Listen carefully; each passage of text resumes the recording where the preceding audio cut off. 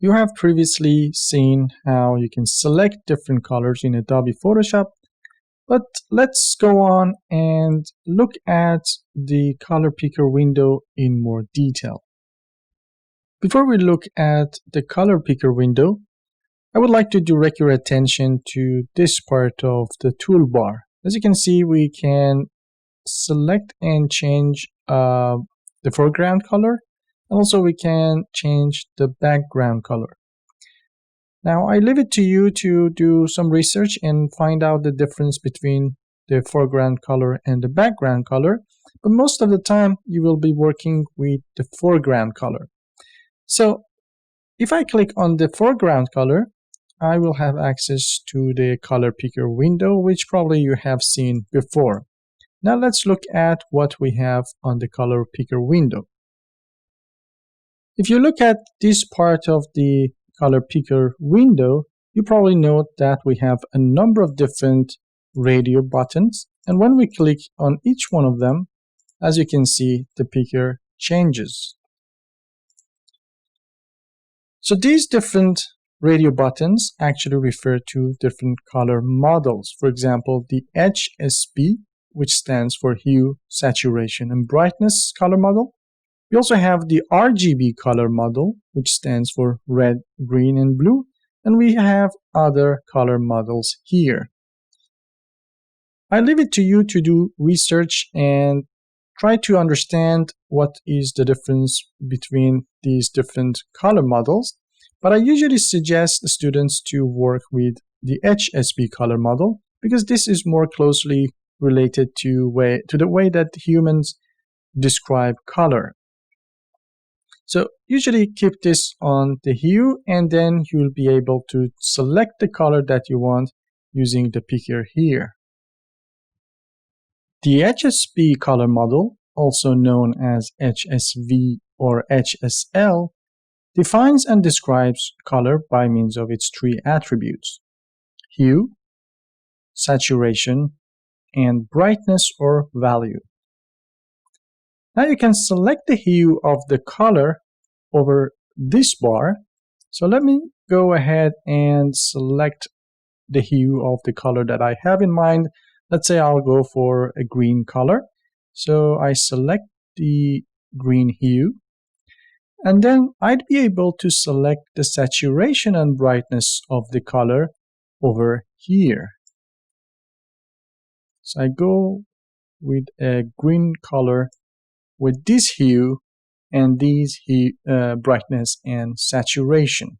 And as you can see, now I have selected the color that I want. If you pay attention to the right side of the color that I have selected, you'll see these two warnings. Sometimes when you select a color, you may receive these warnings. The warning on the top actually indicates that this color is out of the gamut for printing, and that means that if your goal is to prepare a design for printing, you should not use this color.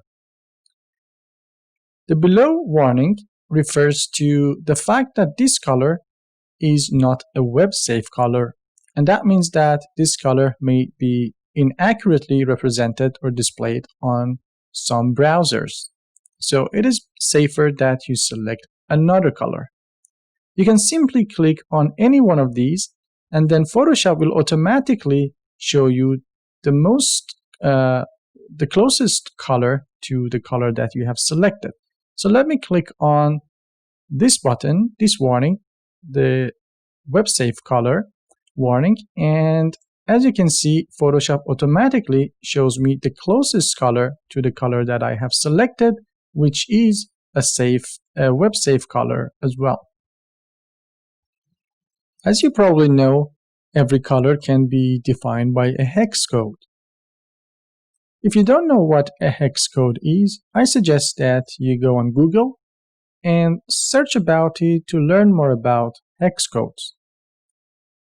If you know the hex code for the color that you're looking for, you can simply come to this box over here and type down the hex code of the color that you want. So right now I have typed in the hex code of the color, and as you can see, Photoshop have identified that color for me. Sometimes you may want to select a color from the colors that you already have on the canvas. In that case, what you can do is that you can bring the mouse cursor onto the canvas while you're on the color picker window. And as you can see, as I move the mouse cursor over the canvas, the mouse icon changes into this dropper. And that means that I can now select any one of the colors on the canvas. So I'll go on and just click here. And as you can see, as soon as I click here, I get the color that already exists on the canvas. So this allows you to pick the color that you want from the canvas and use that in your project. If you want, you can add the color that you have selected to the swatches. Swatches are actually the active color palettes that you have in your project. If you don't see the swatches, you can go to the window menu and then click on swatches. And as you do that, you will see that swatches appear on the user interface of the program. Now let's go ahead and add a color to the swatches. So let's say that I think that I will use this specific color a lot in my project, so it's a good idea to add this to the swatches. To add a color into the swatches, what I should do is to click on this button over here, Add to Swatches.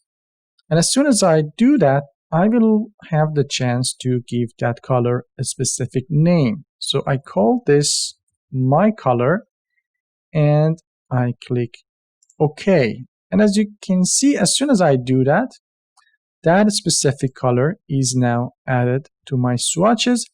And whenever I want, I can actually go back to that color and use that in my project.